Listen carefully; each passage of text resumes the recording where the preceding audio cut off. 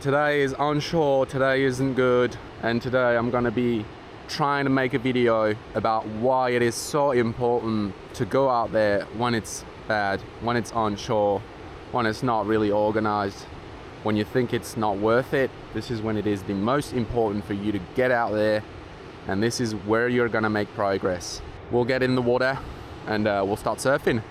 I sometimes get asked, what are the things that made you progress the most? And while the answer to that question is pretty complex, I believe it all comes down to just one thing that I did and that would make anyone progress faster. And that thing is to get out more. Now, I understand that we all have obligations and that we can't just surf as much as we would like. But what I mean when I say get out more is be less picky with the conditions. I think a lot of surfers could surf a lot more than they currently do, but they often choose not to because the conditions aren't right.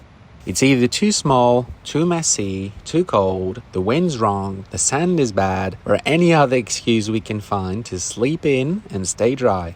And I get it, it's never exciting to paddle out in any of those conditions.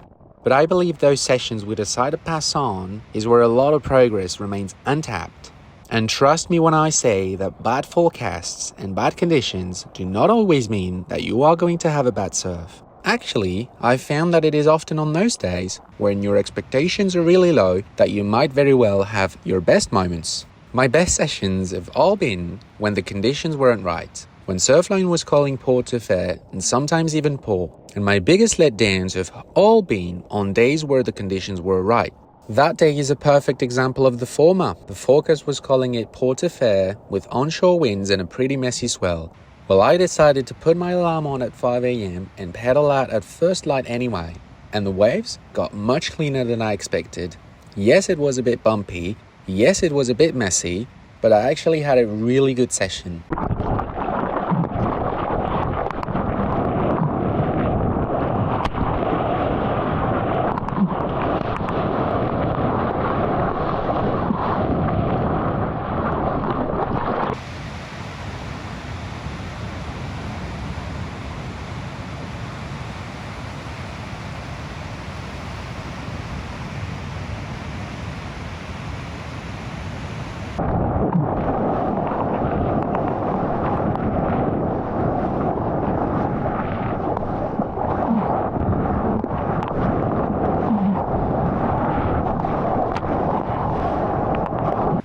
I mean, look at this wave, for example. It didn't really look like much on the takeoff, but I actually managed 3 turns in there before it closed out. I was definitely super happy with this one. There are a couple of reasons why I believe subpar conditions are where most of your progress is hidden. First, subpar waves are a lot harder to read. Reading waves is honestly what surfing is really all about, especially for us beach break surfers. On messy days where the waves break all over the place, you are going to learn 10 times more about where to position and how to paddle into waves than on any clean day.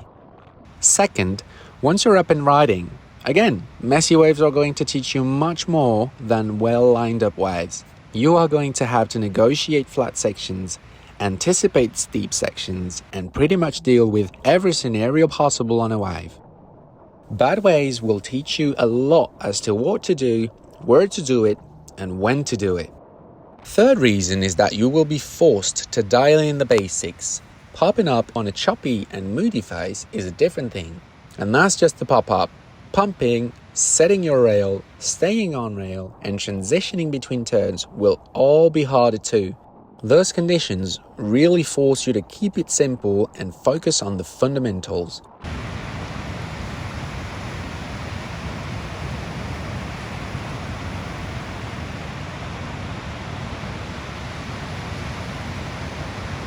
And the last reason is that you are going to be able to do all of those things while being relatively solo out there. Like I said, most surfers are picky with the conditions they choose to surf. More often than not, lineups will be a lot mellower on those average days. So you will be able to focus on your session without having to deal with a thick crowd.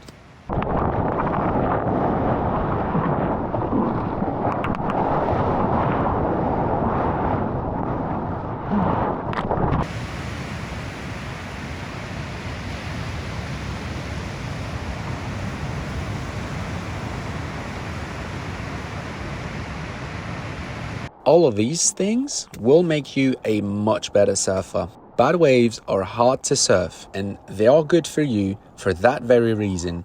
You might not feel like you are progressing much while surfing them, but once you get a cleaner day, chances are you will feel an immense difference.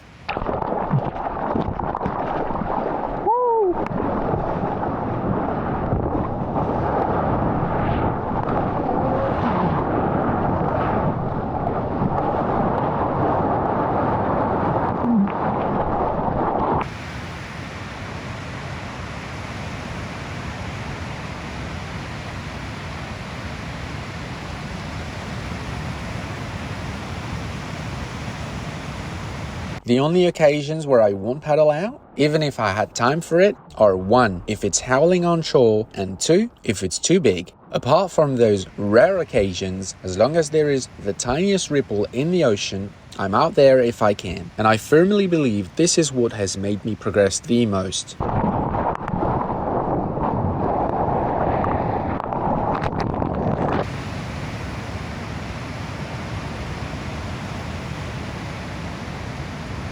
I hope this video has been helpful and has motivated you to get out there more.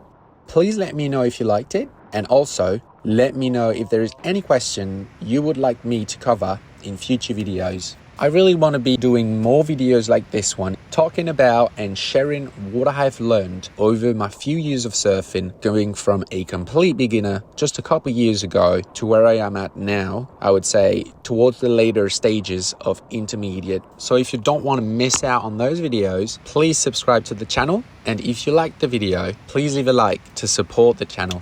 I'm hoping to see you guys in the next one. And until then, I hope you'll get some great waves. Have a good one, and thank you so much for watching.